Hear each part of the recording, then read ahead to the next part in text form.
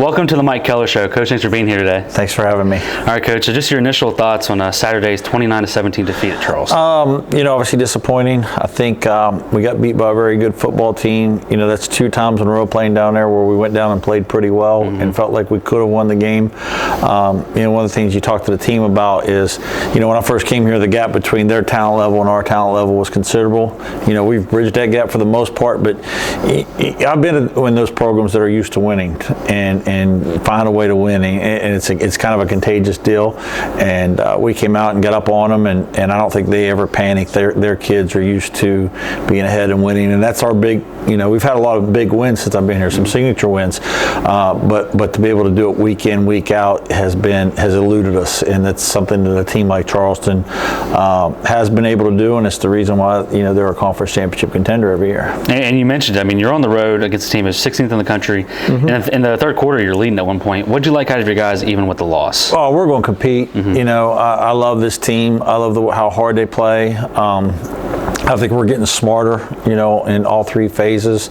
We did have some unfortunate things happen to us during the game, with a couple blocked punts and some things that are really hard to overcome. Yeah. And they got an excellent running back, but our team has no quit in it. It's going to compete. They're going to show up every week. They practice hard. They're a veteran group. They're a fun group to coach. For their sake, I'd like to see them get that win on the road and put themselves in position to compete for this title. Not that they're out of position of it now, but by the same token, you want to see them not have these small victory rewards with some big wins, but to put together a great, a season that'll be remembered. And you're obviously facing, one of the best running backs in the conference, maybe in all of Division II. Sure. What made it so difficult stopping him? I think we had a very good plan. We had a good plan the week before against Pembroke, and they could hardly move the ball, and they got a top running back. He's a kid, and you felt it during the game, and then you could really see it when you watch the tape of we're there, and he just makes the first guy miss just a little bit, and the second guy comes in and he falls forward, and you're like, man, it looked like a 2-yard gain, and it's it's second and 3. It's a 6-7 yard gain every time. And then if you misfit something in the least bit, he takes it all the way. I got a lot of friends who are head coaches around the country, and we'll talk about it. And I said, you guys had probably 6 or 7 misfits in your game, but they weren't 60-yard runs. In our game, this kid, you're rolling it, you're gambling every time, man. And if he makes one guy miss, or a backer misfits it, or a D lineman gets out of his gap, or a safety fits the wrong way, it goes all the way for a touchdown. And then offensively for you guys, you had some big plays. Miller's 77-yard touchdown. He caught 6 passes for 160 yards. Do you feel like even with the loss, there were still some bright spots on the offense side of the ball? There were. I thought we protected for the we've been able to protect because we're throwing on our schedule. The other day, getting behind and having to throw on their schedule in obvious pass situations is always easy. We did give up a couple sacks, but I thought we protected pretty well. I thought we were able to get some, shake some guys free, and then Tariq had a really good performance from run after the catch. Anthony's doing a good job with a lot of these RPOs on knowing when to take it, knowing when not to. I mentioned a week ago, he's making a lot of mature decisions. We had a 3rd and 5 and had an RPO, a little route behind the play, and he handed off for an 8-yard gain. Yep. Those are decisions that, when he was younger, or even earlier in the year, he wasn't making. So I feel like we've grown a lot. We have to execute and have 12 or 14 play drives, and that is really hard to do and be a high-scoring outfit. You got to have some explosives. We did have Tariq's one explosive, but until you have long runs or big plays in the pass game and have some easy drives, it'd be the equivalent in basketball. You got to get some layups. If you got to set it up against the defense every time, it's going to be hard. And that's where we lack a little bit. There are some reasons why. We got a couple young receivers who aren't quite there yet. We had a kid who wasn't declared eligible, who would be playing the opposite side of Tariq, that could have made a difference. But it just is what it is, and we're trying to deal with it. Yep, and now shifting into this week, doesn't get any easier. You got 5-0 Frostburg. They're now number 24 in the country. Yeah. It's a team last year you spoiled the playoff hopes. They would have made it if they would have beat you guys. Sure. What have you seen out of them this year? They're excellent. They're a very good football team. We had those 2 big out-of-conference, teams at the beginning of the year. Emory Henry beat Lenore-Ryan at their place, who I think Lenore-Ryan was 6th in the country. Yeah, so that was a good opponent.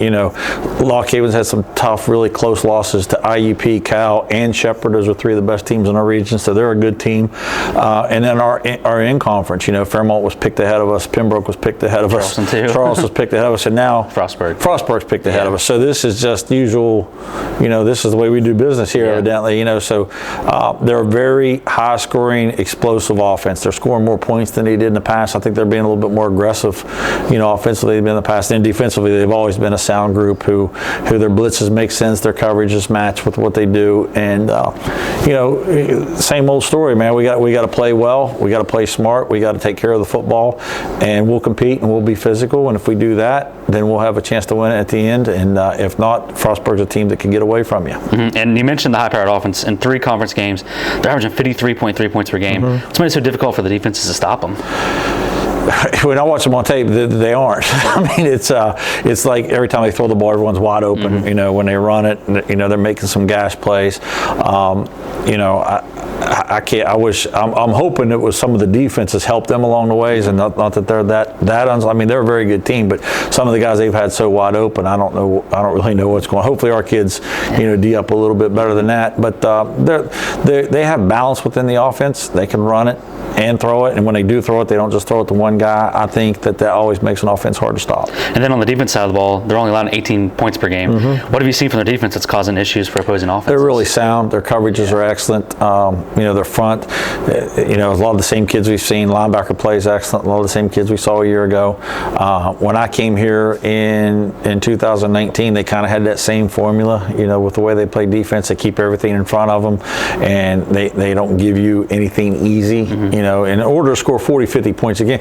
We were talking about it today, like one of my teams at Cal averaged 42 points a game, and I was like, you don't score like that unless defenses help you, but you got to be good, and I think Frostburg's good, and some of the defenses have helped them, and you flip it around, their defense gives you nothing. You got to earn every point you get.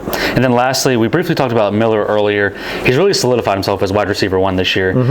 He's almost reached the season totals last year in just 5 games. What's it been like seeing his development?